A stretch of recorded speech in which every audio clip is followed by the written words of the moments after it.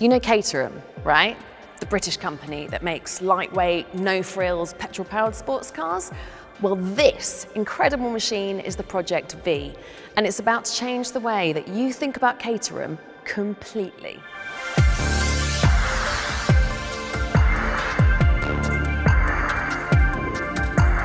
What is it? Well, it's a new battery-powered concept car designed to adhere to traditional Caterham values whilst hurriedly taking the company towards the next century. And on first glance, it seems fast, pretty, and futuristic. But first, a quick Caterham recap. The company's success is built almost entirely on the 7, which it began building 50 years ago, after acquiring the rights to the Lotus 7, a car that goes all the way back to 1957. The 7 was originally designed to be the lightest, most enjoyable car in the world, so light that it only needed 36 horsepower. Fast forward to 2023, and the most powerful Caterham 7 has 310 horsepower. In a car that weighs half a Ford Fiesta, that's utter madness. But the world is changing, and it won't be too long before Caterham's business plan is basically ruined by the ban of new petrol car sales. So they set about to create a brand new, super modern sports car, and it's electric. But it still has a distinctly Caterham philosophy. Not that you'd think so to look at it. It's the work of French designer Anthony Gianarelli, most famous for the stunning Gianarelli Design 1. You can see some of that car in this, especially in the flow of the bonnet and the elongated side profile. It's pure supercar. Mind you, I do wonder whether Jaguar might have something to say about the Project V's face.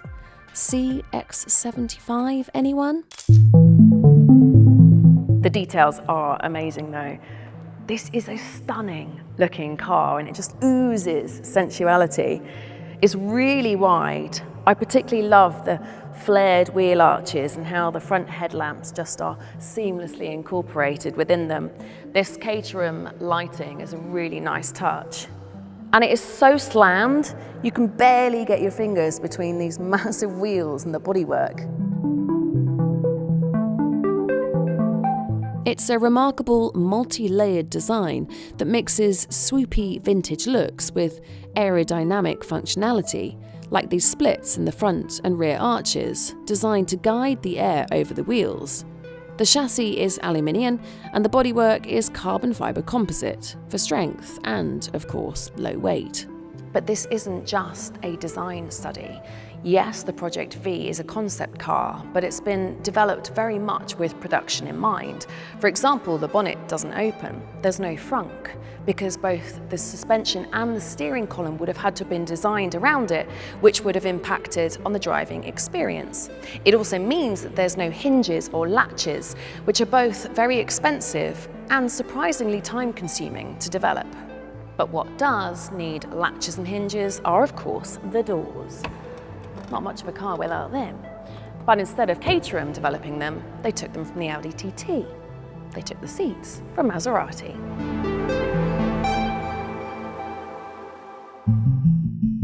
But before you start calling this a parts bin special, like it's a bad thing, Caterham has always been very open about doing this. Why spend a fortune developing parts that have been tried and tested for years elsewhere? It's the same reason that a Caterham 7 uses a Ford engine and a Mazda gearbox. The sense of quality in here is way beyond any Caterham we've ever been in. The suede dashboard is beautiful and I really like this carbon fibre touch. It feels really minimalist without feeling basic. Driving position is super low, and Caterham have basically achieved that by splitting the battery into two parts. So there's one part under the driver's feet and one part under the back seats. Yes, back seats. Caterham have back seats for the first time. Then there's a gap under the front seats, which means they can be set really low. And then look at the dials. They're screens, but they're digital, and they're really old school, and they look really cool. I like the fact that we've got actual switches here too, and no nonsense on the steering wheel, and a simple infotainment system which relies on Android Auto or Apple CarPlay. Caterham has used something designed perfectly well by someone else, rather than spending a fortune making software and possibly making a mess of it. It all feels like a car made for simple driving fun.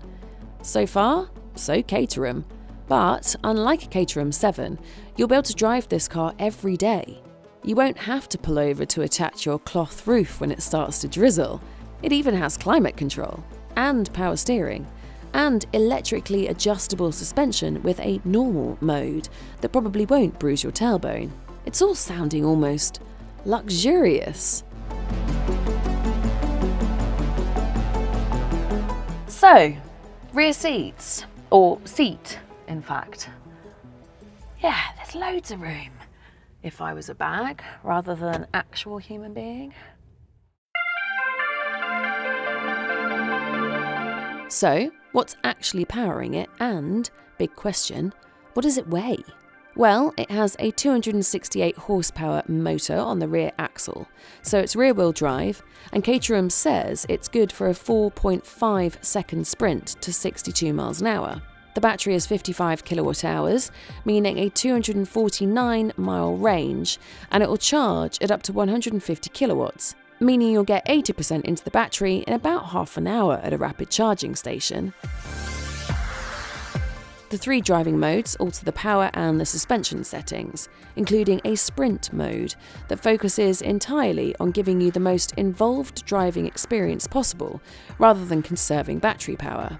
Perfect for, say, a Sunday morning B-road blast.